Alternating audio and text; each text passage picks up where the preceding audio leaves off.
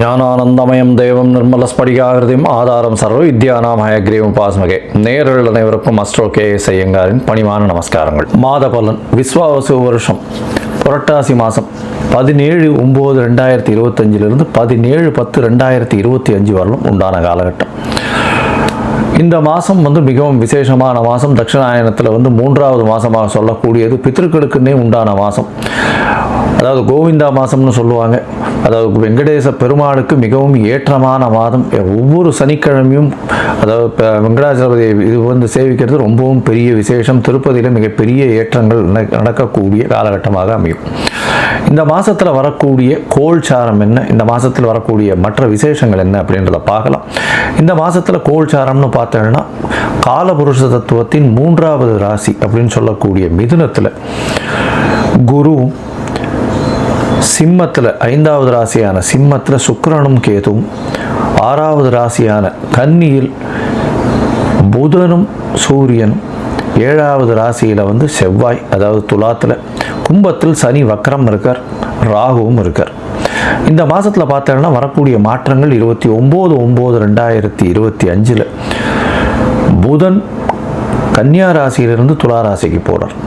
8/10/2025 அப்போ வாக்கிய பஞ்சாங்கம் பிரகாரம் புனர்பூசம் 3ஆம் பாதத்திலிருந்து குரு 4ஆம் பாதத்துக்கு கடக ராசியில் போய் அதிசாரமாகி உச்சம் பெறுறார். இந்த குருவினுடைய அதிசாரம் தனியாக வீடியோ போடுறேன், அதை பாருங்க. ஒரு ராசிக்கும் எப்படி இருக்கும்ன்றது தனியாக போடுறேன். ஏன்னா இது வருஷ கிரகம். கிட்டத்தட்ட ஒரு 4 மாதத்துக்கு மேலே 4-5 மாதத்துக்கு மேலே குரு அங்கே இருக்க போகிறார். ஏன்னா வக்கரகதியும் அடைகிறார். ஒரு 2 மாதம் கழித்து வக்கரகதி அடைகிறார். அதுக்கப்புறம் மிதுனத்துக்கு போகிறார். மிதுனத்தில் வக்கரகதியிலேருந்து திரும்பியும் அவர் இதுவாகி பிப்ரவரி வரணும். இந்த வக்கரகதியிலேருந்து வக்கர நிவர்த்தி பிப்ரவரி மார்ச்சில் தான் வரும். சரி, இந்த மாதத்தில் சுக்கிரனுடைய மாறுதல் சிம்மத்திலிருந்து கன்னிக்கு வரார் 10/10/2025 அப்போ. இந்த மாறுதல்களோடு இந்த மாதம் நடக்கிறது. இந்த மாதத்தில் வரக்கூடிய விசேஷ நாள் அப்படின்னு சொல்லும் பொழுது 21ஆம் தேதி மகாலய அமாவாசை, அதாவது பித்திருக்களுக்கு தர்ப்பணம் கொடுக்க வேண்டிய நாள். அதாவது தை அமாவாசை, மாலை அமாவாசை, ஆடி அமாவாசை இதெல்லாம் ரொம்பவுமே பிரசித்தி பெற்றது. இந்த அமாவாசைகளில் நிச்சயமாக பித்திருக்களுக்கு உண்டான அதாவது கர்மங்களை செய்யக்கூடியதும் அதுக்கு இப்போ உண்டான கோவில்களுக்கு சென்று வருவதும் மிகவும் முக்கியம்.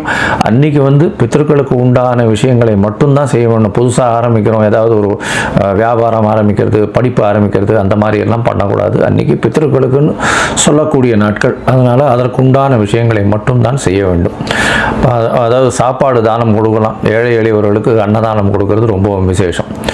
இந்த மாதத்தில் பார்த்தாலே நவராத்திரி வருது. பெரிய விசேஷமான ஒரு, அதாவது இந்தியாவில் மிகவும் பிரசித்தி பெற்ற 9 நாட்கள் 9 அதாவது பெண் தெய்வத்தை வைத்து அதாவது வணங்கக்கூடிய காலகட்டம். ஒரு 9 நாட்களும் சரி மிகவும் ஏற்றமான காலம்.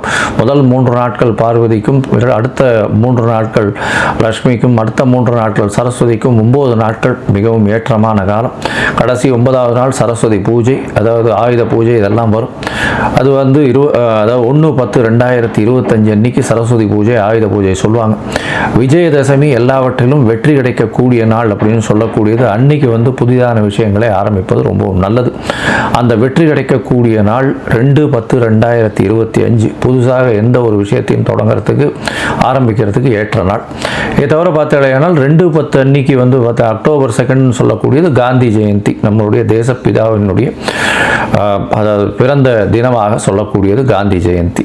ஸோ அதனால் அதுவும் ரொம்ப விசேஷம். தேசத்திற்காக பாடுபட்டவர், தேசத்தின் சுதந்திரத்திற்காக பாடுபட்டவர். இந்த மாதத்தில் பார்த்தாலேயானால் மேஷம் முதல் மீனம் வரை ஒரு ராசிக்கா என்ன மாதிரியான ஏற்றங்கள், என்னென்ன விசேஷங்கள், மாற்றங்கள் இருக்குது அப்படின்றத பார்ப்போம். அதற்கு முன்னாடி என்னுடைய மொபைல் நம்பர் கீழே ஸ்க்ராலிங்கில் வந்துட்டுருக்கோம். உங்களுக்கு அஸ்ட்ராலஜிக்கல் கன்சல்ட் தேவைப்பட்டதுன்னா எனக்கு ஃபோன் பண்ணுங்க. உங்களுடைய date, time, place of birth, உங்களுடைய பெயர், தாய் தகப்பனார் பெயர் இது வரலும் நீங்கள் அனுப்புங்க. என்னுடைய கட்டணம் என்னன்னு சொல்கிறேன். அந்த கட்டணத்தை அனுப்பிட்டு UTR நம்பர் ஷேர் பண்ணுங்க. உங்களுக்கு முதல்ல உங்களுடைய ஜாதகத்தை PDF போடுறேன். அதில் சந்தி இருக்கான்றதை பார்க்க பார்க்குறேன். நட்சத்திர சந்தி, நட்சத்திர பாத சந்தி, அதை தவிர வந்து லக்ன சந்தி, லக்ன பாத சந்திகள் இருக்கிறத பார்ப்போம். ஏன்னா எனக்கு தெரிஞ்சு 50 வயசு 55 வயசில் இருக்கிறவா எல்லாமே இந்த பாத சந்தியில் வந்து ரொம்ப இந்த லக்னத்துக்கு இந்த தசை ரொம்ப நன்னா இருக்கும்னு நினச்சிட்டு இருப்போம். ஆனால் ரொம்ப மோசமாக இருக்கும். ஏன்னா அதற்கு முந்தின பாதத்தில் பிறந்திருப்பார். எடுத்துக்காட்டாக பார்த்தாலே ஏன்னா விசாகம் 3ஆம் பாதத்தில் பிறந்திருப்பார். ஆனால் விசாகம் 4ஆம் பாதம்னு எழுதி விருச்சிக ராசின்னு வச்சுட்டு இருப்பார். 3ஆம் பாதமாக இருந்ததுன்னா துலா ராசி. துலா ராசிக்கு துலா லக்னமோ துலா ராசிக்கு உண்டான சுவர்கள் வேறு, பாவர்கள் வேறு, சமமானவர்களும் வேறு, அதே மாதிரி விருச்சிக ராசிக்கு உண்டானவர்களும் வேறு. அதனால் வந்து பார்த்தோம்னா இப்போ நல்லது நடக்கும்னு நினச்சிட்டு யாராவது ஜோசியத்தில் சொல்லியிருப்பான் எழுதி வச்சதை பார்த்து. அதில் வந்து பார்த்தாலேயானால் ஒரு மாறுதலாகி உங்களுக்கு எல்லா விஷயங்களும் அடிபட்டுட்டே இருக்கும்.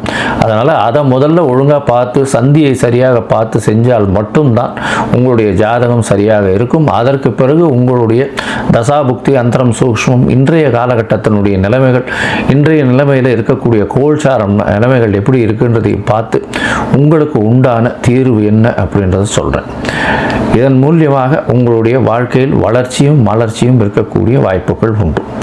சரி, இப்போ ஒரு ராசியாக மேஷம் முதல் மீனம் வரை எப்படி இருக்குன்றதை பார்ப்போம். இந்த காலகட்டத்தில் உங்களுடைய சந்திராஷ்டம நாட்கள் என்னென்ன வருது, அதில் என்னென்ன செய்யலாம், என்னென்ன எளிய பரிகாரங்கள் செய்யலாம், என்னென்ன கோவிலுக்கு அருகில் போய் சென்று வரலாம் அப்படின்றதையும் சொல்கிறேன். இப்போ மேஷம் முதல் மீனம் வரை புரட்டாசி மாதம் விஸ்வாவசு வருஷம் பார்க்கலாம். கன்னி, உத்தரம், ஹஸ்தம், சித்திரை இந்த 3 நட்சத்திரம் 9 பாதங்களை கொண்ட ராசி. ராசியின் அதிபதி அப்படின்னு சொல்லக்கூடியவர் புதன் ஆட்சி பெற்று போயிருக்கார். புதன் வந்து உங்களுடைய ராசியிலே இருக்கார், ஆட்சி பெற்று போயிருக்கார்.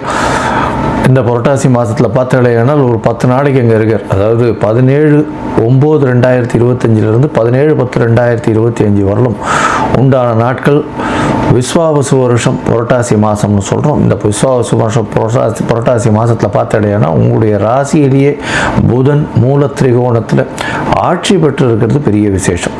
இதன் மூலியமாக பார்த்தாலேனால் உச்சம் பெற்று ஆட்சி பெற்று இருக்கிறது பெரிய ஏற்றத்தை கொடுக்கக்கூடிய காலகட்டமாக அமைப்போகிறது. ராசிநாதன் ராசியிலேயே இருக்கார். 29/9/2025 தான் ராசிக்கு 2ஆம் இடத்துக்கு போகிறார். அதுவும் சிறப்பான வீடு. ஏன்னா ராசிநாதனான புதனுக்கு ஒரு நல்ல நட்பு வீடு அப்படின்னு சொல்லக்கூடியது துலாம். அதனால் வந்து நல்ல ஒரு ஏற்றத்தை கொடுக்கக்கூடிய காலகட்டமாக அமையும்.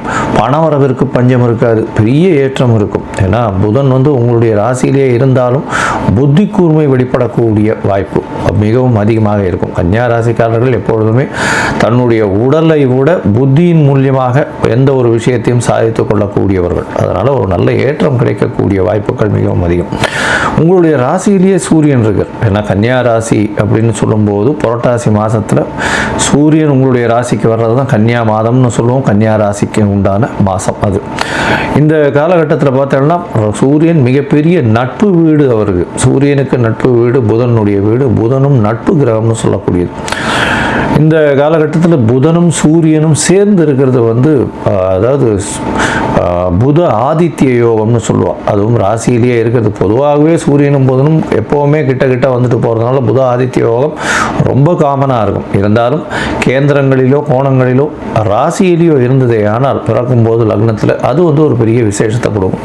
பொதுவாகவே புத ஆதித்ய யோகம் இருந்தால் என்ன அப்படின்னா ரொம்ப ஃபாஸ்ட்டாக இருப்பாங்க. எந்த ஒரு விஷயத்துலையும் வந்து ஈஸியாக அப்சர்வ் பண்ணுவாங்க. அது தவிர வந்து எந்த ஒரு விஷயத்தையும் வந்து டக்குன்னு மைண்டில் அவங்க கணக்கு போட்டு இது சரியாக இருக்கும் சரியாக இருக்காதுன்னு சொல்லுவாங்க. அதனால தான் இந்த கன்னியா ராசிக்காரர்கள் பார்த்தீங்களே ஆனால் அந்த பொதுவாகவே வந்து கணிதம் சம்பந்தப்பட்ட ஒரு பெரிய துறையில் இருப்பாங்க. அது தவிர வந்து அனலிட்டிக்கல் சைடு எந்த ஒரு விஷயத்தையும் அனலைஸ் பண்ணுற அளவுக்கு ரொம்ப கெப்பாசிட்டி அவங்களுக்கு அதிகமாகவே இருக்கும். பொதுவாகவே இந்த சார்ட்டர்ட் அக்கௌண்டன்ஸ், கணிதத்துறைன்னு சொல்லக்கூடிய சார்ட்டர்ட் அக்கௌண்டன்ஸ், டிராஃப்ட்மேன், அதாவது இந்த புக்ஸ் எல்லாம் வச்சுருக்கிற லைப்ரரியன்ஸ், அது தவிர வந்து ஸ்டாட்டிஸ்டிக்ஸ் எடுக்கிறவங்க, இவங்களெல்லாம் வந்து பார்த்தோம்னா இந்த புதன் சம்பந்தம், புதனுடைய விஷயங்கள் ரொம்ப அதிகமாக இருக்கும். அதை தவிர இந்த ஜோசியத்தில் வல்லுநர்களாக இருக்கிறவங்களுக்கு புதன் மிகவும் முக்கியம். புதன் இருந்தால் மட்டும்தான் கணிதத்தன்மையை மிக அழகாக புரிந்து கொண்டு அடுத்தவர்களுக்கு சொல்ல முடியும். அது தவிர வந்து ஜோதிடத்துக்கு புதன் மட்டுமே போகாது, அது தவிர குருவும் தேவை இருக்கும். ஏன்னா குருவின் ஆசீர்வாதம் இல்லாமல் எந்த ஒரு விஷயமும் மனசில் போனது அது திருப்பி ஒழுங்காக வராது. அதனால் வந்து குருவின் ஆசீர்வாதம் நிச்சயமாக வேண்டும். சரி, இப்போது கன்னியா ராசிக்காரர்களை பொறுத்தவரைக்கும் பார்த்தீங்கன்னா இந்த மாதத்தில் பெரிய விஷயங்கள் இருக்குது. என்ன அப்படின்னா, இந்த 8/10/2025 அப்போ குருவினுடைய மாற்றம் பெரிய மாறுதல் கொடுக்க போகுது. ஏன்னா 11ஆம் இடத்துல குரு வரார். 8/10/2025 அது ஒரு பெரிய ஏற்றம் கொடுக்கக்கூடிய காலகட்டம். எது நினைச்சாலும் நடக்கக்கூடிய வாய்ப்பு, சுகங்கள் கூடக்கூடிய வாய்ப்பு. அதை தவிர 11ஆம் இடத்துல குரு அப்படின்னு சொன்னால் நீங்கள் என்ன நினைக்கிறீங்களோ அது நிச்சயமாக நடக்கக்கூடிய காலகட்டமாக அமைய போகிறது. இதை தவிர பார்த்தீங்களேனால் உங்களுக்கு புதிய வேலை கிடைக்கும். என்னடா இது இவ்வளோ நாள் கழிச்சு வேலை கிடைக்கும்ன்றீங்களா சார் அப்படின்னா, 6ஆம் இடம் வலுப்பெற்று போயிருக்கு. 6ஆம் இடத்தின் அதிபதி வக்கரகதியில் இருந்தாலும், சனி வக்கரம் பெற்றாலும், ராகுவோட சம்பந்தம். பொதுவாகவே ராகுவோடு இருக்கக்கூடிய கிரகங்கள் வக்கரம் அடைஞ்சிருந்ததுன்னு வச்சுக்கோங்க, அதனுடைய பவரும் சரி பொட்டன்சியும் சரி ரொம்ப அதிகமாக இருக்கக்கூடிய காலகட்டமாக இருக்கும். இந்த காலகட்டத்தில் பார்த்தீங்கன்னா உங்களுடைய ராசிக்கு 12ஆம் இடத்துல கேத்து இருக்கிறதுனால தூக்கமின்மை கொஞ்சம் இருக்கும். வெளியூர் வெளிமாநிலம் வெளிநாடு போயிட்டு வரக்கூடிய ஷார்ட் ட்ரிப் இருக்கக்கூடிய வாய்ப்பு உண்டு. உங்களுடைய மூதாதையர்கள் இருக்கக்கூடிய கோவில்களுக்கு போயிட்டு வரக்கூடிய வாய்ப்புகள் நிச்சயம் உண்டு. சரி, பொதுவாகவே இந்த மாத கிரகங்கள்னு சொல்லக்கூடிய சூரியன், புதன், செவ்வாய் மற்றும் சுக்கிரன், இந்த 4 கிரகங்களை வச்சு சொல்லுவோம். இப்போது சூரியன் உங்களுடைய ராசியிலேயே இருக்கார். சரி, அதை தவிர புதன் பார்த்தீங்கன்னா 29ஆம் தேதி உங்களுடைய ராசிக்கு 2ஆம் இடம் போகிறார். 2ஆம் அதிபதி 12ஆம் இடத்துலையும், ராசிநாதன் 2ஆம் இடத்துலையும், 12ஆம் அதிபதி ராசியிலையும் இருக்கார். அப்படி ஒரு மாற்றத்தில் இருக்குது. இதில் பார்த்தீங்கன்னா பணம் அதிகமாக வரும், சுப செலவுகள் வரும், நல்ல ஒரு ஏற்றம் இருக்கும். சுக்கிரனும் 12ஆம் இடத்துல இருக்கிறதுனால கணவன் மனைவிக்குள்ள உண்டான அந்யோன்யம் நல்லபடியாகவே இருக்கக்கூடிய காலகட்டமாக அமையும். இந்த மாதத்தில் பார்த்தீங்கன்னா உங்களுடைய ராசிக்கு 2ஆம் இடத்துல செவ்வாய் இருக்கார். செவ்வாய் 2ஆம் இடத்துல இருக்கிறதுனால தடித்த பேச்சுக்கள் வரும். அதனால் கொஞ்சம் ஜாகிரதையாக இருக்கிறது நல்லது. அவர் புதனும் சேர்ந்து போனதுனால உங்களுடைய பேச்சு ரொம்ப இனிமையாக போகக்கூடிய, அடுத்தவர்களை சார்ந்து அடுத்தவர்களிடமிருந்து வேலைகளை வாங்கி கொள்ளக்கூடிய அளவுக்கு நல்ல ஒரு நாசூக்கத்தனமாக பேசி உங்களுடைய வேலைகளை சாதித்துக் கொள்வீர்கள். இதை தவிர பார்த்தீங்கன்னா உங்களுடைய ராசியிலேயே சுக்கிரன் வரும். சுக்கிரன் அதாவது 10/10/2025 அன்றைக்கி சுக்கிரன் உங்களுடைய ராசியில் நீச்சப்படுறார். என்ன சார் இது எடுத்த உடனே நீச்சப்படுறாருன்னு சொல்கிறீங்களே சுக்கிரன் அப்படின்னா, கவலைப்பட தேவையில்லை. நீச்சம் அடைந்தாலும் பரிவர்த்தனை யோகம் அமையிறது. பரிவர்த்தனை யோகம் அமையிறது பெரிய விசேஷம். என்ன பரிவர்த்தனை? உங்களுடைய ராசிநாதனும் 2ஆம் அதிபதி, அதாவது ராசிநாதனும் 2ஆம் அதிபதியும் பரிவர்த்தனையார். 2ஆம் அதிபதி உங்களுடைய வீட்லேயும் உங்களுடைய ராசிநாதன் 2ஆம் வீட்லேயும் இருக்கிறது பெரிய ஏற்றம். இதன் மூலியமாக என்ன நடக்கும் அப்படின்னா, பண வரவிற்கு பஞ்சம் இருக்காது. நினைத்த காரியங்கள் நிச்சயமாக நிறைவேறும். குடும்பத்தில் நல்ல சந்தோஷம் இருக்கக்கூடிய காலகட்டம் இருக்கும். குடும்பத்தில் கணவன் மனைவிக்குள்ள நல்ல ஒரு ஏற்றம் இருக்கும். எடுத்த காரியங்கள் நிச்சயமாக நிறைவேறக்கூடிய வாய்ப்பு, பண வரவு நிச்சயமாக நல்லபடியாக இருக்கும். மொத்தத்தில் பார்க்கும்பொழுது இந்த கன்னியா ராசிக்காரர்களுக்கு பெரிய ஏற்றமான காலமாக அமைய போகிறது. இந்த காலகட்டத்தில் புதிய வேலை மாறுதல்கள் அமையக்கூடிய வாய்ப்பு, வேலையில் பெரிய ஏற்றம் இருக்கும். உங்களுடைய தொழிலில் அபரிமிதமான லாபம் இருக்கும். மூத்த சகோதர சகோதரிகள் மூலியமாக நல்ல ஒரு ஏற்றம் இருக்கும். 2வது திருமணத்திற்கு பார்த்து கொண்டிருப்பவர்கள் இந்த காலகட்டத்தில் ஜாதக பரிவர்த்தனை பண்ணால் கண்டிப்பாக 2வது திருமணம் ஆகும்.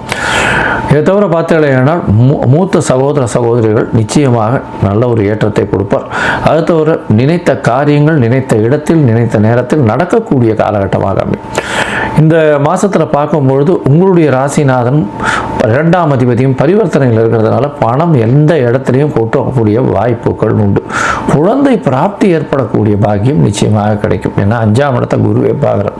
அதனால் உங்களுக்கு பதவி, புகழ், அந்தஸ்து, கௌரவம்லாம் வரக்கூடிய வாய்ப்பு உண்டு. இந்த மாதம் உங்களுடைய சந்திராஷ்டம நாள் அப்படின்னு சொல்லக்கூடியது 8/10/2025 10/10/2025 வரலும் உண்டான நாட்கள். இந்த சந்திராஷ்டம காலத்தில் அருகில் இருக்கக்கூடிய குளத்திலேருந்து ஒரு அல்லிப்பூ கொண்டு போய் சிவன் கோவிலில் கொடுங்க. நிச்சயமாக உங்களுடைய சந்திராஷ்டம பிரச்சனைகள் கம்மியாகக்கூடிய வாய்ப்பு உண்டு. இந்த கன்னியா ராசிக்காரர்கள் அருகில் இருக்கக்கூடிய, அதாவது இவர் வரதராஜ பெருமாளை போய் சேவிச்சுட்டு வாங்கும். நல்ல ஒரு ஏற்றம் இருக்கும். காஞ்சிபுரம் போய் வரதராஜனை போய் சேவிச்சுட்டு வாங்கும். பெரிய மாற்றமும் உங்களுடைய வாழ்வில் நிச்சயமாக வரும்.